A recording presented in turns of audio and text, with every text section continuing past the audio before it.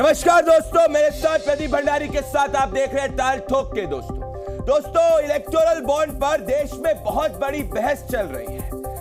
कल election commission ने electoral bond के डिटेल्स सार्वजनिक किए और आज सुप्रीम कोर्ट ने एसबीआई को कहा कि आने वाले दिनों के अंदर ये पता लगाइए कि किस घराने ने, किस कंपनी ने, किस पॉलिटिकल पार्टी को कितना चंदा दिया।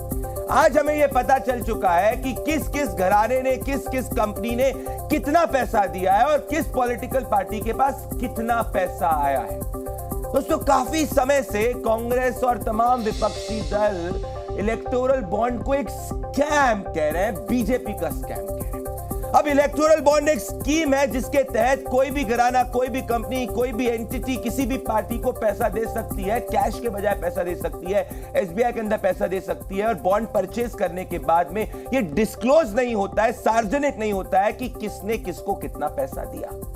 फिर सुप्रीम कोर्ट ने कहा कि नाम सार्वजनिक करना अनिवार्य है और स्कीम को अनकॉन्स्टिट्यूशनल कह दिया। अब मेरे कुछ सवाल हैं जो आपके टेलीविजन स्क्रीन पर दोस्तों, क्या कोई बहुत बड़ा स्कैम अगर इलेक्टोरल बॉन्ड है तो फैक्ट्स क्या कह रहे हैं?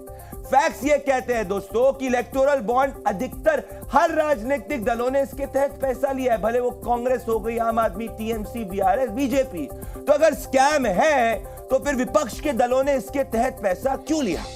दूसरा, अगर पूरी रकम हम देखेंगे तो बीजेपी को करीबन 6000 से ज्यादा करोड़, कांग्रेस को 1400 करोड़, टीएमसी को 1600 से ज्यादा करोड़ और बीआरएस को 1200 करोड़ तक का पैसा मिला है। पर अगर हम परसेंटेज वाइज देखेंगे पूरी फंडिंग का तो टीएमसी ने 90% से ज्यादा अपनी फंडिंग इलेक्टोरल बॉन्ड के जरिए जो है वो करी है, कांग्रेस ने 63% और बीजेपी ने 50% से ज्यादा और डीएमके ने तो 91% तक फंडिंग इलेक्टोरल बॉन्ड के जरिए ली है। तो इनका इतना प्रपोर्शन है। तो सवाल मेरा यह है कि अगर स्कैम है तो इतना प्रपोर्शन में पैसा दलों के पास कैसे इलेक्टोरल बॉन्ड के जरिए आया? दोस्तों बीजेपी के पास 55% मेंबर ऑफ पार्लियामेंट और लगभग 50% से ज्यादा एमएलए हैं, तो स्वाभाविक है कि उसको ज्यादा चंदा मिलेगा। पर टीएमसी जो सिर्फ एक स्टेट के अंदर है उसको 1600 करोड़ जो है वो सिर्फ इलेक्टोरल बॉन्ड के जरिए मिला। मैं नहीं कह रहा स्कैम है, मैं कह रहा हूं आप सोचिए कि अगर इलेक्टोरल बॉन्ड इतना खराब है तो फिर ये कैसे है? और दोस्तों ये स्वाभाविक है कि जो राजनीतिक दल सत्ता में रहता है उसको ज्यादा पैसा मिलता है। जैसे एडीआर की रिपोर्ट के हिसाब से सन 2004 से 2011 के बीच में कांग्रेस पार्टी को 2000 करोड़ से ज्यादा पैसे मिले थे और बीजेपी को 900 करोड़ से ज्यादा पैसे मिले थे, व्हिच मींस कि कांग्रेस को बीजेपी से ज्यादा पैसे मिले थे। तो फिर आज ताल ठोक के पर सवाल मेरा यह है कि भाई अडानी अंबानी पर आरोप लगाने वाले नेता अलादीन के चिराग के समान इनके नाम इलेक्टोरल बॉन्ड में ढूंढ रहे थे जो नहीं मिले, तो क्या 2024 की राजनीतिक लड़ाई ये इलेक्टोरल बॉन्ड के जरिए लड़ना चाहते थे जो अब जो है वो कामयाब होती हुई नहीं दिख रही है? ऐसा तो नहीं, खोदा पहाड़ और निकली चुईया। देखिए ये ताल ठोके की रिपोर्ट और फिर मैं डिबेट शुरू करूंगा।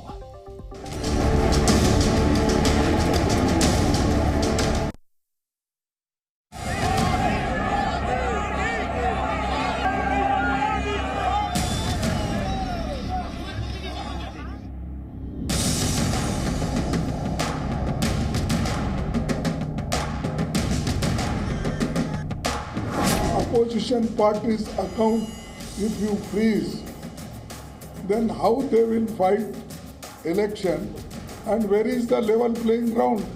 I demand an inquiry unless the truth is come out. Their accounts should also be freezed.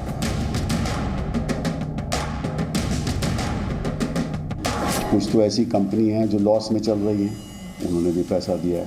कुछ ऐसी कंपनी है जिनके प्रॉफिट्स जो हैं, जिनकी मुनाफा है बड़ा कमती है लेकिन डोनेशन बहुत ज़्यादा है। एक उद्योगपति प्रधानमंत्री से मिलता है, दूसरे दिन इलेक्टोरल बॉन्ड्स खरीदकर भारतीय जनता पार्टी के खाते में पैसा जाता है। भ्रष्टाचार का सबसे बड़ा स्रोत कोई होगा तो प्रधानमंत्री कार्यालय। जिन कंपनियों के ऊपर ये ईडी के रेड्स हुए वो कुछ दिन बाद वो इलेक्टोरल बॉन्ड खरीदते और साफ है कि वो रेड और ये बॉन्ड्स के खरीदने के बीच में संबंध है।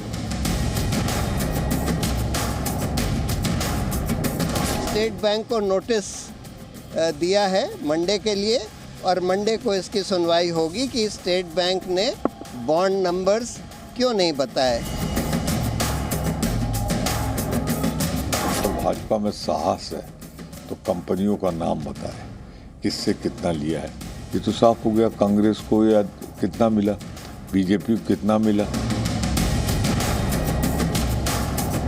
बीजेपी जबरन करके धमकी दे के अपनी ओर पैसा टानती है। तृणमूल कांग्रेस के ऐसा कोई उपाय भी नहीं है, नहीं भी करेगी।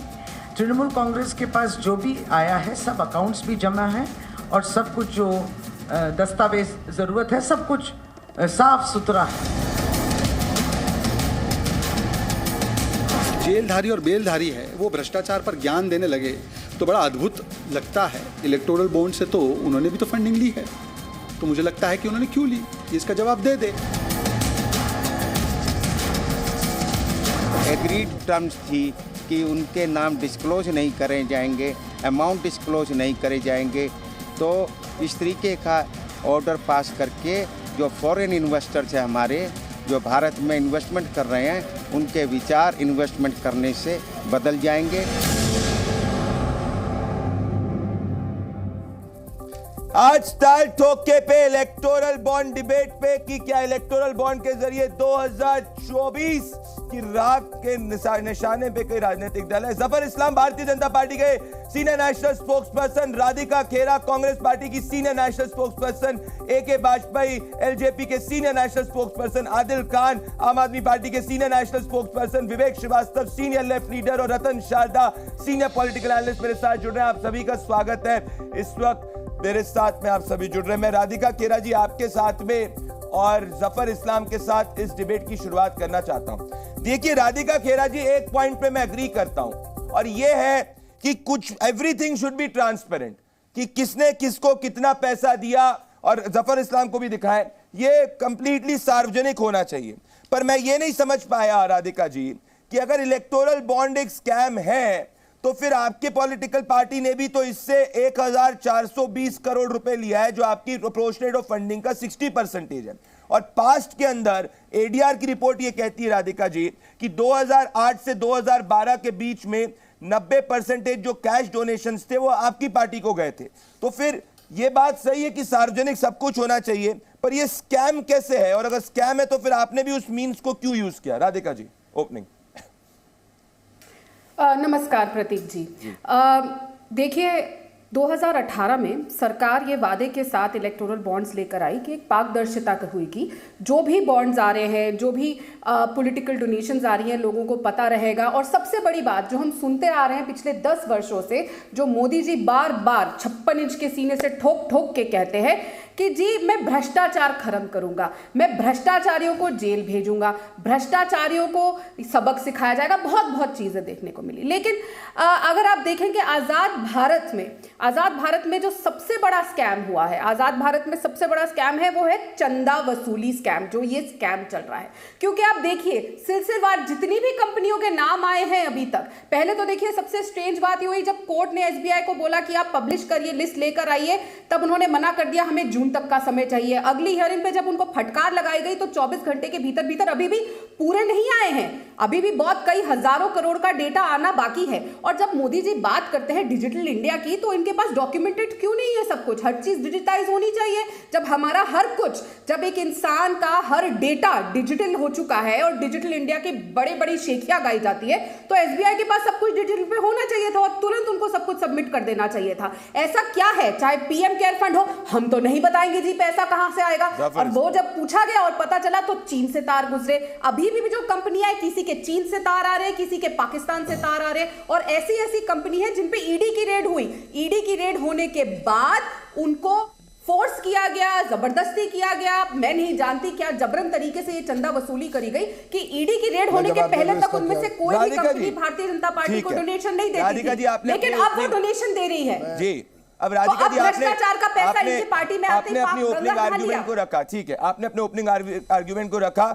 मैं एक बात पे सहमत हूं कि पारदर्शी होना चाहिए, पर मैं अभी भी नहीं समझ पाया राधिका जी कि हाउ इज इट स्कैम। मैं जफर इस्लाम के पास आना चाहता हूं, मैं आपके पास वापस आऊंगा, क्योंकि मैं ये कह रहा हूं कि पारदर्शी अगर कोई चीज नहीं है, वो एक बात बिल्कुल सही है, पर अभी तक ये प्रूव नहीं हो पा रहा है कि स्कैम कैसे है ये। जफर इस्लाम, मुझे एक बात बताइए कि यार आपने इतना इसको कंसील करने की कोशिश क्यों करी? अगर ये डेटा आप पहले बिना किसी झंझट के पब्लिक डोमेन में ले आते तो ऐसे क्वेश्चंस ही नहीं उजागर होते। इनफैक्ट कुछ ऐसे अगर आप देखें उसमें कंपनीज हैं जो कंपनीज को कहा जा रहा है शायद से ये शेल कंपनीज भी हो सकती है। तो जफर इस्लाम, पारदर्शी ना होने की कोशिश करने के कारण ही आप पे सवाल उठ रहे हैं कि क्या ये कोई स्कैम तो नहीं है? जफर इस्लाम। धन्यवाद प्रदीप जी। मैं नहीं करूंगा, इसलिए मैं अपनी बात जैसे राधिका जी ने रखी उसी तरह से मैं अपनी बात रखेंगे। मैं उम्मीद करता हूं राधिका जी बीच में ना बोले, जैसे मैंने नहीं बोला। बिल्कुल मैं सबसे पहली बात कहूंगा कि देखिए, पारदर्शिता किसे नहीं आई। पहले कैश लेते थे, कैश का क्या रिकॉर्ड होता था पहले ज़माने में? आप देखिए, जब से आया है इलेक्टोरल बॉन्ड, उससे पहले कोई भी पॉलिटिकल पार्टी को कैश में अगर डोनेशन दिया गया, उस डोनेशन की क्या कोई रिकॉर्ड है? आज तो आपने सुप्रीम कोर्ट ने एसबीआई से मांगा, ईसीआई को आदेश दिए, सारे कुछ हो रहे हैं, इसलिए कि एक रिकॉर्ड है। पारदर्शिता इसी को तो कहते हैं कि रिकॉर्ड में सब कुछ होना चाहिए। कुछ चीज़ें आदमी नहीं, जो पारदर्शिता हमने डालने की कोशिश की थी पूरी तरह से आई। अभी आपके पास अकाउंट टू अकाउंट ट्रांजैक्शन हो रहा है। अभी आपको पता है एसबीआई के आप बैंक के द्वारा कर रहे हैं, आप कोई कैश का थैला लेके नहीं चुपचाप से किसी को दे नहीं रहे हैं। साथ साथ आपके सारे रिकॉर्ड है कि कितना पैसा आया, किसने दिया, किसने लिया, सारे रिकॉर्ड्स हैं। जो भी रिकॉर्ड चाहिए एसबीआई से आप सुप्रीम कोर्ट ने आदेश दिया है, सुप्रीम कोर्ट के आदेश के अनुसार एसबीआई दे रही है। ईसीआई को आदेश दे रही है कि उसको पब्लिक डोमेन में रखो तो रखो। कुछ कंपनियां, देखिए अब 2-3 बातें कहूँगा, कुछ कंपनियां नहीं चाहती हैं कि डोनर होने के नाते उनका नाम जो है पूरे पब्लिक डोमेन में हो, ऐसा भी है। कुछ कंपनियां जो है ये कह रहे हैं कि हमें ज़्यादा मिला, तुम्हें कम मिला। अरे भाई, हमें ज़्यादा इसलिए मिला कि आप देश में अगर आप देखें तो जैसे टाटा, फॉर एग्जांपल लेता हूँ, उस कंपनी का फॉर्मूला है कि अगर पॉलिटिकल फंडिंग करनी है, डोनेशन देना है, तो हर पार्टी को एक सामने रख देते हैं एक पेज पे, जिसके जितने एमएलएज हैं उसके हिसाब से, जितने एमपीज हैं, जितनी बड़ी पैन इंडिया पार्टी है उसको सब कैलकुलेट करके फिर वो दे देते हैं सबको बराबर। मतलब एक यूनिफॉर्म फॉर्मूला है, सारी पार्टी वैसे करती। तो आज आपकी पार्टी हार रही है, सिमट के 42 हो गई है, तो मेरी गलती है, फंड हमको ज्यादा तो आएगा ही। जफर जी देखिए, आप दोनों ने अपने ओपनिंग आर्गुमेंट्स रखे और मैं आज आप दोनों से असहमत हूं एक बात पे। राधिका जी से इस बात पे सहमत हूं कि ये स्कैम है और पूछूंगा क्यों, और वापस से आऊंगा इस पर। जफर जी, मैं आपसे इस बात पे सहमत हूं कि पारदर्शी होने के तरफ बढ़ने में आपने जो है उत्सुकता नहीं दिखाई, तो सवाल इस पारदर्शी पॉइंट पे उठेंगे। आज सुप्रीम कोर्ट के ऑर्डर के बाद में रिवील किया गया, जिसमें भी एसबीआई के जनरल मैनेजर ने एक बार एक्सटेंशन ऑफ डेट मांगी थी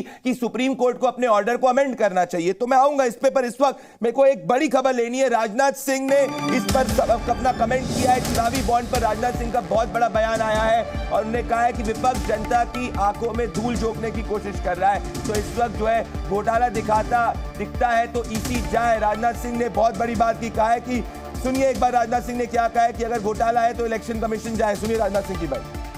तो इलेक्शन कमीशन ने सबमिट कर दिया, दे दें, वो देख लें उसको, और कोई आपत्ति है तो बतलाएं क्या आपत्ति है। बहुत बड़ा स्कैम हुआ है, अरे स्कैम हुआ है तो भाई इलेक्शन कमीशन को बतलाएं। आगे एनआरसी अब स्कैम यदि हुआ सुप्रीम कोर्ट जाए, कौन रोकता है उनको? जनता की आंखों में धूल क्यों झोंक रहे हैं? सर, झारखंड में बड़ा मुद्दा कांग्रेस के लोगों को भी समझना चाहिए कि अब देश की जनता हमारी राजनीतिक दृष्टि से, सामाजिक दृष्टि से, हर दृष्टि से काफी जागरूक हो चुकी है। केवल कुछ चंद तथाकथित आरोपों के माध्यम से देश की जनता को गुमराह नहीं किया जा सकता। तो मैं ये कहना चाह रहा हूं, मैं राधिका खेरा जी आपके पास और जफर इस्लाम जी के पास आऊंगा, पर AK वाजपेयी जी और आदिल खान मैं आपके पास आना चाहता हूं पहले, और रतन शारदा जी मैं आपके पास भी आऊंगा। आदिल खान जी, मुझे एक बताइए बात, मैं वापस से मूड पॉइंट पे ही आऊंगा। देखिए आदिल खान जी, कि अगर ये स्कैम है तो फिर बाकी आपने भी इसमें पैसे क्यों लिए? फॉर एग्जाम्पल, कि अगर ये मान लीजिए स्कैम रहता है तो मेरा सवाल ये होता है कि अगर पर हम लोग कैंडिडेट फंडिंग के रिस्पेक्ट में प्रपोर्शन को देखेंगे तो मैं ये पाऊंगा कि अगर प्रपोर्शन देखा जाए तो 51% बीजेपी ने अपनी फंडिंग जो है इलेक्टोरल बॉन्ड के जरिए ली है, टीआरएस ने, बीआरएस ने 83% ली है, डीएमके ने 91% ली है, टीएमसी ने 93% ली है। तो अरे कोई इंस्ट्रूमेंट में अगर स्कैम वाला इंस्ट्रूमेंट है तो इसको विपक्ष के दल क्यों छू रहे हैं? फिर आप लोग क्यों छू रहे हैं इसको? आदिल खान जी, आपने भी इससे थ्रू पैसा क्यों लिया है, ये मैं आपसे पूछना चाह रहा हूं। आदिल खान और ए.के. वाजपेयी जी आएंगे। देखिए प्रदीप भाई, मुझे लगता है कि हिंदुस्तान के इतिहास का सबसे बड़ा घोटाला यह है। कैसे? और यह चंदा घोटाला भारतीय जनता पार्टी, मैं वही बता रहा हूं, सुनिए। जब ये इलेक्टोरल बॉन्ड लाया गया था तब पूरे देश को यह बताया गया था कि इसमें पारदर्शिता बरती जाएगी। कौन सी पारदर्शिता दिखाई गई, मैं आपसे माध्यम से पूछना चाहता हूं। भारतीय जनता पार्टी, सुप्रीम कोर्ट ने कितना सख्त टिप्पणी की, डंडा चलाया, उसके बाद भी आज तक ये नाम नहीं बता पा रहे हैं। और देखिए ये स्कैम कैसे है। 6000 करोड़ से अधिक चंदा भारतीय जनता पार्टी को मिला और उसमें वही लोग हैं, अधिकतर वो लोग हैं जिनके ऊपर ईडी, सीबीआई और इनकम टैक्स रेट डालती है। और दूसरे महीने या उसी महीने के दूसरे हफ्ते में ये लोग जाकर के इलेक्ट्रल बॉन्ड खरीदते हैं। आपको एक एक बताता हूं कैसे कैसे इन्होंने किया। एक कंपनी है फ्यूचर गेमिंग कंपनी, उसकी औकात नहीं है जितने की, उतने का 1368 करोड़ का उन्होंने बॉन्ड खरीद लिया। क्यों भैया? क्योंकि 2 अप्रैल 2022 को उसके यहां ईडी का छापा पड़ता है और 7 अप्रैल 2022 को वो बॉन्ड खरीद लेती है। अरविंदो फार्मा, बार बार ये कहा जाता है कि शराब नीति में प्रमुख कंपनी थी, उसके एमडी 10 तारीख को गिरफ्तार होते हैं, 15 नवंबर को वो बॉन्ड खरीद लेती है। शिरडी साई इलेक्ट्रिकल कंपनी, इसके यहां छापा पड़ता है दिसंबर में और 11 जनवरी को बॉन्ड खरीद लेता है। टोरेंट पावर 10 जनवरी 2024 को बॉन्ड खरीदती है और 7 मार्च को उसको 306 मेगावाट सोलर का जो है महाराष्ट्र में प्रोजेक्ट मिल जाता है। डॉक्टर रेड्डी के यहां 13 नवंबर को छापा पड़ता है, 17 नवंबर को बॉन्ड खरीदती है। कल्पतरू प्रोजेक्ट के यहां 4 अगस्त को, एक मिनट प्रदीप भाई, आपने पूछा है तो सुनिए, पूरा सुनिए, पर मैं आपको, आप अपने टाइम ओवरशॉट करके बोलिए 20 सेकंड और बोलिए, पूरा सुन रहा हूं मैं आपको, बोलिए। हाँ। कल्पतरू के यहां छापा पड़ता है 4 अगस्त को, 10 अक्टूबर को बॉन्ड खरीदती है। जिन के यहां कंपनियों के यहां ईडी और सीबीआई और इनकम टैक्स के छापे मारे गए, उन सब ने बॉन्ड खरीदे और वो बॉन्ड किसको दिया गया, ये हम पूछना चाहते हैं। जाहिर तौर पर जिन लोगों ने छापा मारा, ये तो वही हो गया जैसे। आदिल जी, मैंने आपको इस डिबेट में सबसे ज्यादा बड़ा ओपनिंग आर्ग्यूमेंट देने का समय दिया। मेरी बात सुनिए, इस पे जफर इस्लाम पॉलिटिकल पॉइंट पे करेंगे, पर कई बार मैं आऊंगा जफर इस्लाम, ए.के. वाजपेयी जी, तथ्य अच्छे होते हैं पर आधे अधूरे तथ्य जो होते हैं वो खतरनाक होते हैं। अब इनने बात करी फ्यूचर गेमिंग की, 7 अप्रैल 2022 की बात कर रहे हैं फ्यूचर गेमिंग की। 2011 से फ्यूचर गेमिंग पे केस चल रहा है। फ्यूचर गेमिंग को एक समय में मद्रास के अंदर कांग्रेस के सीनियर लीडर ने रिप्रेजेंट किया था। फ्यूचर गेमिंग ने 2 करोड़ रुपए का चंदा सीपीआईएम के जो पत्रिका आती देशभिमानी को दे चुकी है। ऐसी स्थिति हो गई थी कि सीपीआईएम को पैसा वापस देना पड़ा था। 2016 में यही फ्यूचर गेमिंग जो है, इनको रिप्रेजेंट किया गया था एमके दामोदरन द्वारा, जो एक समय में एडवोकेट जनरल हुआ करते थे तमिलनाडु के। यही फ्यूचर गेमिंग को फरवरी 2011 के अंदर future gaming and hotel services की स्थिति यह थी कि इसने 50 करोड़ रुपए 75th फिल्म करुणानिधि की जो थी एज स्क्रिप्ट राइटर, उसको फंड करी थी। यही फ्यूचर गेमिंग को सितंबर 2010 के अंदर कांग्रेस पार्टी के एक सीनियर लीडर ने फंड किया, ने रिप्रेजेंट किया था। यह फ्यूचर गेमिंग को फ्रंट करती है डियर लॉटरी, जो बंगाल के अंदर आती है। डियर लॉटरी को जीतने वाले व्यक्ति अनुव्रतो मंडल और उनकी डॉटर। तो अगर ये स्कैमस्टर है तो ये सबके सब क्यों इसके साथ मिले? मैं पूछ नहीं समझ पा रहा हूं। प्रदीप जी, आपको साधुवाद कि आपने इतनी तैयारी के साथ एक एक बात का जवाब खुद ही दे दिया। मैं तो देखिए, मैं पारदर्शिता के साथ में ऊपर ये आधे फैक्ट्स हैं। आदिल जी को भी दिखाइए। मैं क्या कह रहा हूं कि आदिल जी ने पूरी कोशिश की कि जनता को गुमराह करने, लेकिन ये भूल गए कि जनता इन बातों में आने वाली नहीं है। 2009 के बाद जब 14 में मोदी जी आए तो बड़े साफ तौर से क्या क्या आए थे कि भ्रष्टाचार के खिलाफ लड़ाई जरूर रखूंगा, ये 0 टॉलरेंस है। और जहाँ तक इसका सवाल है, ये गवर्नमेंट लेके आई, ये इससे ज़्यादा ट्रांसपेरेंट कोई चीज़ हो ही नहीं सकती। बैंक के थ्रू होगा, बैंक में जाओगे, करंट अकाउंट होगा, केवीसीआई होगी और उसके बाद बैंक कंपनी एक सेकंड सिर्फ एक सेकंड केवाईसी दोगे, उसके बाद वो बॉन्ड मिलेगा। बॉन्ड किसको दोगे? 15 दिन में इनकैश नहीं होगा तो भैया फंड में वो पैसा चला जाएगा। ये आपने सुप्रीम कोर्ट में कहा, उनकी डायरेक्शन पढ़ लीजिए, जो जो रिक्वायरमेंट थी सारी पूरी की और एक लिफाफे में एसबीआई ने इलेक्शन कमीशन को बहुत पहले 2019 में दिया था जब ये केस शुरू हुआ था, और सुप्रीम कोर्ट ने डायरेक्शन दी कि ये लिफाफा कोर्ट में जमा करा दीजिए सील बंद करके। वो बंद था उनके पास। आज डायरेक्शन दी उन्होंने कि इस लिफाफे को रजिस्ट्रार खोलेंगे और ईसीआई को देंगे और ईसीआई उसको वेबसाइट पर AK वाजपेयी जी अग्री, पर इस पूरे संबंध के अंदर डिले करने की कोशिश की जा रही थी, क्योंकि जब फाइनेंस बिल 2017 आया था और उसमें कहा यह गया था कि भाई अगर नाम पारदर्शी कर दिए जाएंगे तो विचलन हो सकता है। तो एसेंशियल जो आर्ग्यूमेंट था वो पारदर्शिता के फेवर में नहीं था, पर मैं मूट पॉइंट कह रहा हूं, अभी तक कोई नहीं प्रूव कर पाया, स्कैम है। पारदर्शिता में कंप्लीटली अग्री करता हूं। मैं राधिका खेरा जी और जफर असलाम जी आपके पास वापस आना चाहता हूं। विवेक श्रीवास्तव जी, रतन शारदा जी, मैं आपके पास आ रहा हूं। रतन जी, मुझे पता है अभी तक मैं डिबेट के पास आपके पास नहीं आऊं, पर मुझे एक राधिका खेरा जी और जफर इस्लाम जी से क्वेश्चन पूछना है। मैं कह रहा हूं कि राधिका जी, मैं कंप्लीटली आपसे अग्री कर रहा हूं कि पारदर्शिता होनी चाहिए, पर मैं आपसे एक क्वेश्चन पूछने की कोशिश कर रहा हूं राधिका जी, कि वापस से मैं मूट पॉइंट पे ही आऊंगा कि अगर ये स्कैम है, जैसे आपने अपने मैनिफेस्टो के अंदर कहा था, 2 अप्रैल को आपने अपने मैनिफेस्टो में प्रॉमिस किया था कि इलेक्टोरल बॉन्ड्स रिपील हो जाने चाहिए, जो सुप्रीम कोर्ट ने इसको डिसीजन लिया था। पर 15 अप्रैल को अगर मैं देखूं राधिका जी, तो आपने उसी इलेक्टोरल बॉन्ड के जरिए पैसा लिया था। 2 अप्रैल को आपने मैनिफेस्टो में कहा कि हम रिपील करेंगे और 15 अप्रैल को आपने उसी इंस्ट्रूमेंट के थ्रू पैसा लिया। तो आप सिर्फ उसी इंस्ट्रूमेंट के थ्रू 7 दिन बाद पैसा क्यों लिए जब आप उसको रिपील करना चाहते थे और इस इंस्ट्रूमेंट के अंदर पॉसिबिलिटी ऑफ स्कैम हो सकता था? राधिका जी जी चलिए, एक और जैसे आप सिलसिलेवार बता रहे हैं तारीखों के साथ, तो एक तारीख मैं भी गिनवाती हूँ। 11 अप्रैल 2023 को Megha engineering hundreds of crore रुपए डोनेट करती है, जिसका आधा से ज्यादा डेटा उन्होंने मास्क करके दिया एसबीआई ने, क्योंकि अभी तक एसबीआई ने सारा डेटा दिया नहीं है। करीबन 2000 से अधिक एंट्रीज थी और 1800 कुछ एंट्रीज का उन्होंने बताया है। अभी भी डेटा पूरा नहीं दिया है। क्यों छुपाया जा रहा है, ये भी एक सवाल है। तो हम वापस आते हैं। 11 अप्रैल 2023 को Megha engineering hundreds of crore रुपए भारतीय जनता पार्टी को इलेक्टोरल बॉन्ड में देती है, और उसके बाद 14 मई 2023 को उनको करोड़ों रुपए का, एग्जैक्ट बताया जाए तो 14,400 करोड़ का प्रोजेक्ट दे दिया जाता है। वाहवाही करी जाती है नितिन गडकरी जी द्वारा। आज सबने सोशल मीडिया में वो बयान तो सुन ही लिया। मैं उम्मीद करती हूँ आपके चैनल ने भी दिखाया गया होगा जिस तरीके से कसीदे पढ़े जा रहे थे मेघा इंजीनियरिंग के। तो ऐसा क्यों होता है? और ये एक बहुत बड़ी, देखिए जो लिस्ट आई है आधी अधूरी, उसमें से देखना चाहिए और जनता को बताना चाहिए कि कौन कौन सी कंपनियों को सरकारी कितना कितना काम दिया। ये पारदर्शिता है। अगर अच्छा काम किया है तो बताइए ना, आपको वो पैसा दे रहे बताना चाहिए। भारतीय जनता पार्टी को डिस्क्लोज करना चाहिए, क्योंकि भ्रष्टाचार से दो मुही लड़ाई नहीं लड़ी जा सकती जब तक आप पारदर्शिता अपनी जनता को ना बताए। वो जनता जो बार बार मोदी जी करती है, इधर बताइए कि ये कंपनी है जिससे हमने इतना इतना पैसा लिया और ये वो कंपनी है जिनको सरकार ने इतना इतना काम दिया। ऐसा क्यों होता है कि पहले पैसा जाता है फिर काम दिया जाता है?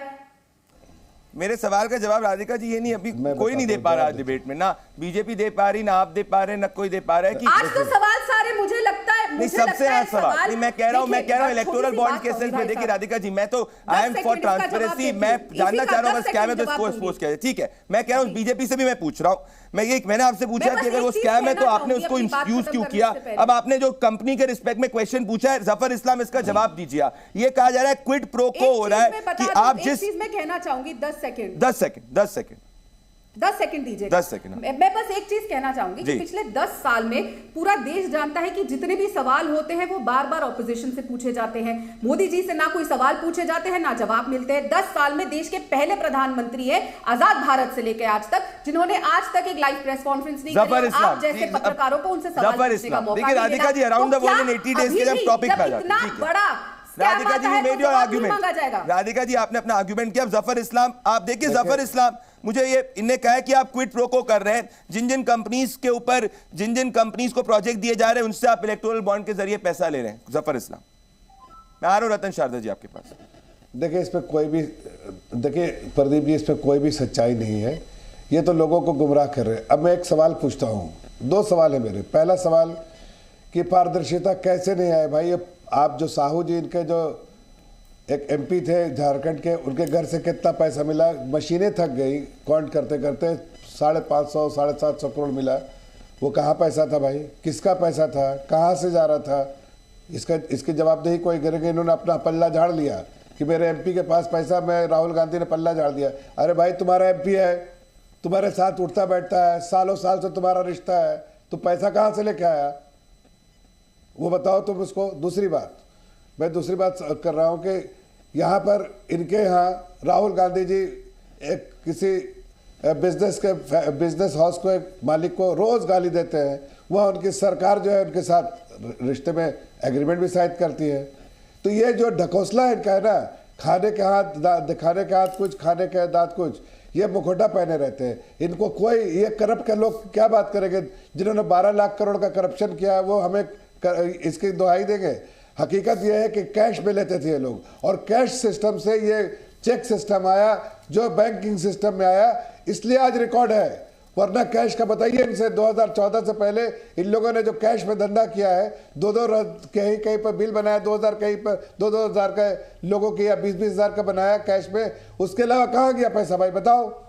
मैं कह रहा हूं ये है कि आज कैश में कोई देना नहीं चाहता। मैं कह रहा हूं जफर जी, आपने अपनी दोनों बात रखी, मैं मूड पॉइंट पे आना चाहता हूं। रतन शारदाजी का लास्ट बात, 10 सेकंड, ये मैं कह रहा हूं कि हाँ 10 सेकंड, ये कह रहा हूं कि किसी कंपनी को इस नजरिए से देखना चाहिए। कंपनी अपना पॉलिटिकल फंडिंग करती है, डोनेट करती है, डोनेशन देती है कंपनी।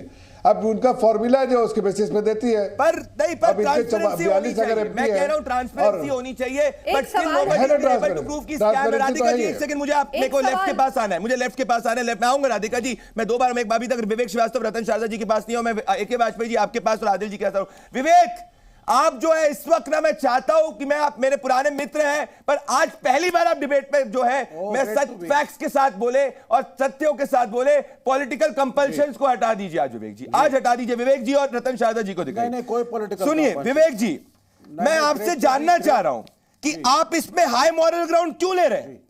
आप हाई मॉरल ग्राउंड कैसे ले सकते हैं इसमें? क्योंकि जो फ्यूचर गेमिंग है, जो future gaming and hotel services है, इसने एक समय में सबसे ज्यादा पैसा आपको दिया था।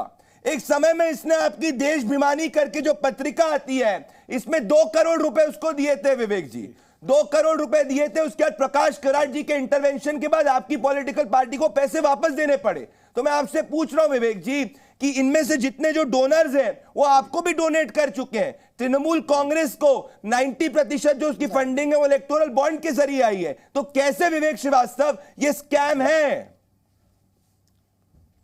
जी, अब आप, great to be on your show, Pradeep, and I'm always sure great to have you. It's going to be as rocking as ever. Always great to have you. Great. So अब देखिए हम इसको फैक्ट्स, थैंक यू। अब हम facts पे बात करते हैं। सबसे पहले द इंटेंशन। देखिए, किसी भी चीज में अगर ट्रांसपेरेंसी रहे तो इलेक्टोरल बॉन्ड्स कोई खराब चीज नहीं हो सकती, इसमें कोई दो राय नहीं है। आप लाइए इलेक्टोरल बॉन्ड्स, आप ट्रांसपेरेंसी को रखिए, सभी पार्टियां डिसेंटली उससे पैसा कलेक्ट करें, ये एक अलग इशू है। लेकिन यहां पे इलेक्टोरल बॉन्ड्स एक टूल बनाया गया भारतीय जनता पार्टी द्वारा, जिससे वो कॉर्पोरेट जगत से पैसे उठा सके और ये कंपल्शन भी ना रहे कि वो बताएं कि किसने कितने पैसे कब दिए। लेकिन क्या है कि अब द फैक्ट इज, हम सब ने इसकी मुखालिफत करी, कांग्रेस ने भी मुखालिफत करी, लेफ्ट ने मुखालिफत करी, बाकी पॉलिटिकल पार्टीज ने भी इसके खिलाफ बोला, जैसा कि अभी आप कांग्रेस की प्रवक्ता से पूछ रहे थे। लेकिन बाद में ये कंपल्शन बना बाकी लोगों के लिए कि भाई where will the other people get the funding from. लेकिन बात फंडिंग और इलेक्टोरल बॉन्ड्स की नहीं है, बात यह है कि जिससे पैसा लिया गया है, क्या सरकारी मशीनरी ने आउट ऑफ द वे जा करके उसको कुछ फेवर्स दिए, उसके लोन माफ किए, उसको ठेके दिए, क्या किया उसके साथ? आपके पास कोई प्रूफ है? हाँ, नहीं, मैं वही बता रहा हूं आपको। तो अब क्या है, अब देखिए, अब एक पैनाडोरास बॉक्स तो खुल गया, कर्टसी द सुप्रीम कोर्ट, और ये डिबेट अब यहां खत्म नहीं होने वाली है। इन्वेस्टिगेशंस अब शुरू होंगी, RTIs अब डाली जाएंगी, खुलासे तो अब शुरू होंगे। तो इसमें खुलासे में तो मैं यही कह रहा हूं, जो कंपनी ऐसी एक सुनिए मेरी बात, मैं रतन जी, नहीं सुनिए, नहीं रतन शारदा जी, मैं कह रहा हूं कि ऐसी कोई कंपनी, ये देखिए, ये सब अजम्पशंस पे बात हो रही है कि ऐसा हो सकता है, होगा, पैंडोरा खुलेगा, इधर निकलेगा जाएगा। मैं कह रहा हूं तथ्य दिखाइए। फॉर एग्जांपल, जो ईडी रेड की भी बात की जा रही है, मैं एग्जांपल दूंगा। एक कंपनी जिस पे बात की जा रही है, ईडी रेड हुई है, वो कंपनी ने 2019 के अंदर भी इलेक्टोरल बॉन्ड लिया था। जिस कंपनी को 2024 के अंदर कॉन्ट्रैक्ट मिला है, एक कोई कॉन्ट्रैक्ट मिला है, सोलर कॉन्ट्रैक्ट, वो कंपनी ने 2019 के अंदर भी इलेक्टोरल बॉन्ड लिया था और फिर 2024 के अंदर भी इलेक्टोरल बॉन्ड लिया था। तो ये कोई प्रूफ नहीं है रतन शारदा जी। और उस लॉजिक के हिसाब से तो तृणमूल कांग्रेस और बंगाल के अंदर 90% डोनेशन इलेक्टोरल बॉन्ड के जरिए हुआ है, वन स्टेट पार्टी का। तो फिर उसमें भी फिर इस तरीके के सवाल पूछे जाएंगे। तो where is this scam Ratan Sharda? Investigation, मैं आज विवेक श्रीवास्तव, राधिका खेरा, विवेक श्रीवास्तव, राधिका खेरा और आदिल की एक बात पे अग्री करता हूं, पारदर्शिता होनी चाहिए, पर there is I am not getting a point कि स्कैम कहां है। उसके पहले कैश डोनेशंस होते थे जहां 90% पैसा कैश में आता था। रतन शारदा वर्सेस विवेक श्रीवास्तव, रतन शारदा ओपनिंग आर्गुमेंट, विवेक जी जब नहीं एक सेकंड 5 सेकंड मेरे को फिर राधिका जी एक वाजपेयी जफर इस्लाम के आसान है। पैनाडोरास बॉक्स खुल चुका है, कंपनियों के नाम डिक्लेयर हो चुके हैं, समय दीजिए, आप देखेंगे एक के बाद एक स्कैम उजागर होगा। उल्टी गिनती इनकी शुरू हो गई है और ये पार्शियल लिस्ट है, इसके ऊपर भी सुप्रीम कोर्ट ने भटका रहा है कि पूरी लिस्ट क्यों नहीं दे रहे हो खुल करके। रतन ठीक है, हो गया। रतन मुझे बारी देंगे। रतन शारदा जी, रतन Sharda ji 90 seconds are interrupt. Pradeep ji स्वागत है आपका जी में जी। देखिए, सबसे पहले जिन्होंने किसी ने शब्द उपयोग किया, शायद विवेक जी ने किया कि एक टूल है, तो मुझे ये बताइए अगर ये टूल है तो हर पॉलिटिकल पार्टी, कम्युनिस्ट पार्टी छोड़कर, इसलिए उनको हमेशा आदर करता हूँ, उनके कहने का हक है क्योंकि उन्होंने डोनेशन चाहे लिया चाहे वापस किया, लेकिन बाकी पार्टियों ने टूल का उपयोग किया। अगर टूल है तो बाकी पार्टियां, जैसे जीसस ने कहा था कि एक उंगली से उठाते हो तो 4 उंगलियां तुम्हारी तरफ है, ये कोई भी पॉलिटिकल पार्टी ने भूलना नहीं चाहिए। दूसरी बात है, 1969 में इंदिरा जी ने पहली बार बैन किया political contribution to corporate for corporates, क्योंकि उसमें स्वतंत्र पार्टी को कॉर्पोरेट लोग बहुत पैसे दे रहे थे, स्वतंत्र पार्टी से जोर में थी। इसके कारण ब्लैक मनी शुरुआत हुई, सूटकेस पॉलिटिक्स आया, और मैं जानता हूँ कॉर्पोरेट में गया था मैं आज से 10-12 साल पहले, और वहां पर एक व्यक्ति नियुक्त था केवल सूटकेस पहुंचाने के लिए। आपको आश्चर्य होगा, his only job was to send suitcase to the right place, because बहुत कॉन्फिडेंशियल काम होता था, करोड़ों रुपए जाते थे आते थे। तो मैं उसकी बात कर रहा हूँ, मैं हर्ष मेहता की बात नहीं कर रहा हूँ। तो दूसरी बात है, तो काश अच्छा है या किसी भी प्रकार का ऑफिशियल पैसा अच्छा है, इसका जवाब हमें ढूंढना चाहिए। इसका जो इलाज भी किया वो भी राजीव गांधी ने किया था जब उसने कॉर्पोरेट डोनेशन अलाउ किए। इसके लिए वो जो कॉर्पोरेट डोनेशन अलाउ किए, तो इसको कांग्रेस पार्टी सही मानती है, गलत मानती है? क्या कैश बैन करना अच्छा था, गलत था?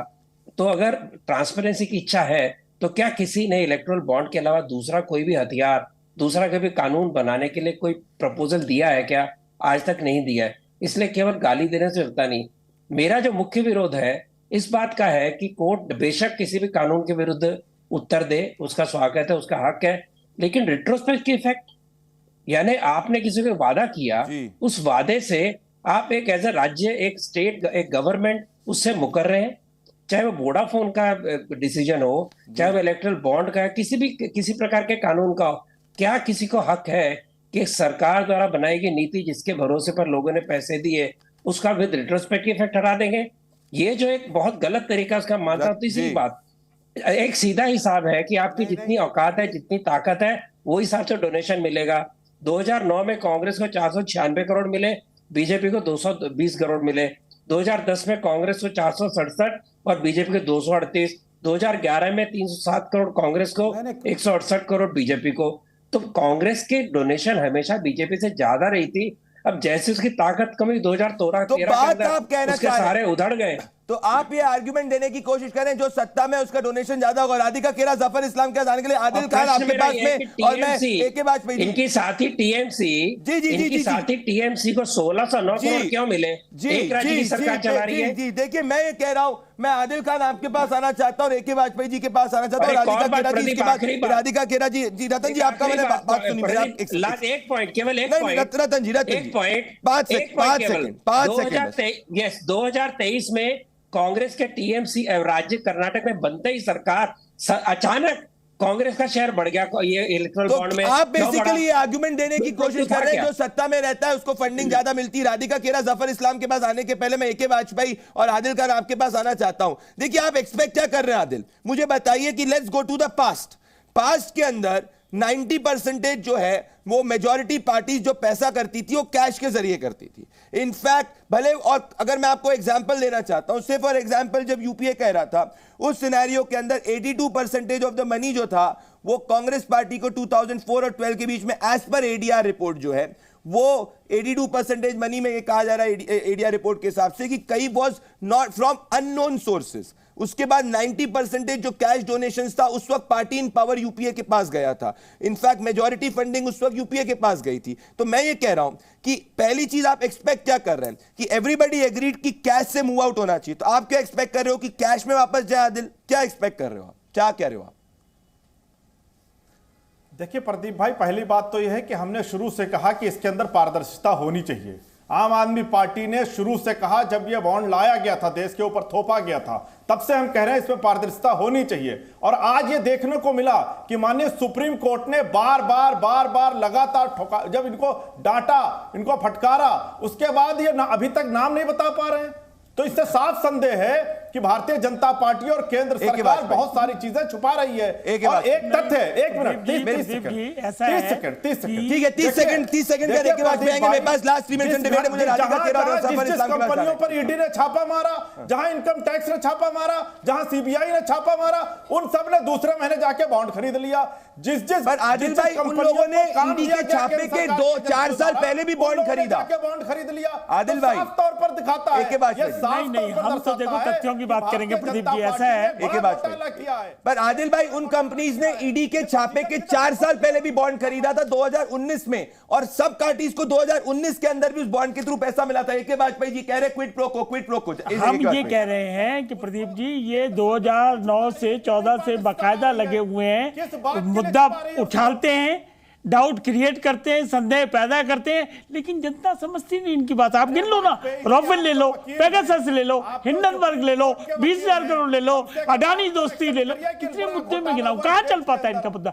ये यहां से सिका होना है, क्योंकि हकीकत 24 की बैटिंग इसके थ्रू कर रहे हैं। ये कोशिश करते हैं मुद्दा बनाने की, लेकिन बनता बनाता नहीं, क्योंकि तथ्य नहीं होता है। और जफर जी, राधिका जी, रफर जी, लास्ट 2 मिनट से डिबेट, पहले Radhika Khera 1 minute and then Zafar Islam 1 minute. Radhika Khera ji, क्या इसमें आप 2024 की लड़ाई ढूंढ रहे हैं? के वाजपेयी जी कह रहे हैं कि आपने जैसे रफाल को भी उठाया था, उसके बाद सुप्रीम कोर्ट ने उस पर जजमेंट दिया कि देयर इज नो स्कैम। तो Radhika ji, again I come to the point, do you have the facts to prove that this is a scam? क्या फैक्ट्स है आपके पास प्रूव करने के लिए कि this is a scam? Radhika Khera and then फिर जफर इस्लाम। Go ahead Radhika ji. फकीर के झोले से निकला 6,000 करोड़ का झोल, और ये मैं बहुत आराम से आपको प्रूफ, बार बार मैं वापस मेघा कंपनी पे क्यों आ रही हूँ। देखिए, जो मेघा कंपनी है जिसने करीबन 966 करोड़ फकीर की झोली में दिया, वो कंपनी क्या करती है, ये भी सोचने की बात है कि वो एक बहुत बड़ा मीडिया हाउस है, TV9। और आपने कभी ऐसा सुना है कि इतना बड़ा मीडिया हाउस किसी भी पॉलिटिकल पार्टी को डोनेशन दे रहा है? वो मेघा वालों का TV9 is one of the biggest media houses in the country, everybody knows, और उन्हीं की कंपनी है। तो एक बहुत बड़ा सवाल उठता है कि जो कंपनी की खुद के मीडिया हाउस है, वो क्यों एक पॉलिटिकल पार्टी को फंड कर रही है, क्यों उसको बार बार कॉन्ट्रैक्ट मिल रहा है? बहुत बड़े सवाल हैं, लेकिन पारदर्शिता नहीं होगी। जफर इस्लाम, मेरे पास कम समय, ठीक है। जफर इस्लाम 30 सेकंड। देखिए, इनको चाहिए कैश वाले ज़माने में, वो कैश वाले ज़माने में जाना चाहते हैं, इसलिए कि इनकी आदत ही है, तो रिश्वतखोरी की आदत है, 12 लाख करोड़ देश का लूटा है, इसलिए इनको चाहिए वैसा पारदर्शिता नहीं चाहिए। वरना कौन कहेगा कि कैश में आता था, अब चेक से देना पड़ता है, जिसमें अगर किसी के कोई कंपनी कहती है कि मेरे कॉन्फिडेंशियलिटी रहनी चाहिए, लेकिन सुप्रीम कोर्ट को उसको मेंटेन किया गया, लेकिन सुप्रीम कोर्ट के आदेश के अनुसार वो सब कुछ जग जाहिर हो सकता है। तो ये पारदर्शिता है कि जब चाहिए तो आपको इन्फॉर्मेशन अवेलेबल है, हो सकता है और उससे भी ज्यादा ट्रांसपेरेंट प्रोसेस हो, लेकिन क्या समय था? जफर इस्लाम जी, आपने अपने ओपनिंग आर्गुमेंट का, जफर इस्लाम, माफी चाह रहा हूं जफर जी, रोक रहा हूं, मेरे पास समय की कमी। जफर इस्लाम जी, AK वाजपेयी जी, विवेक श्रीवास्तव जी, उम्मीद करता हूं स्टूडियो में आते, राधिका केरा जी, रतन शारदा जी और आदिल जी, आप सभी मेरे साथ में जुड़े। दोस्तों, मैं कह रहा हूं पारदर्शिता होनी चाहिए, पर स्टिल ये स्कैम कैसे सब पॉलिटिकल पार्टीज के जरिए पैसा ले रही है? क्योंकि उद्योगपतियों से चंदा लेने में कोई पार्टी पीछे नहीं है। जिस पार्टी को जितना उसका राजनीतिक दबदबा, उस हिसाब से उस पार्टी ने उतना पैसा लिया है। दानदाताओं में 2 बड़े घरानों का कहीं नाम नहीं है। दोस्तों, सरकार को 2 घरानों पर घेरने की कोशिश फेल होती हुई दिख रही है। चंदे की रकम से भ्रष्टाचार के आरोप साबित नहीं होते हैं। ताल चौके पे मेरे साथ प्रदीप भंडारी के साथ जुड़ने के लिए बहुत बहुत धन्यवाद। नमस्कार। जी न्यूज़।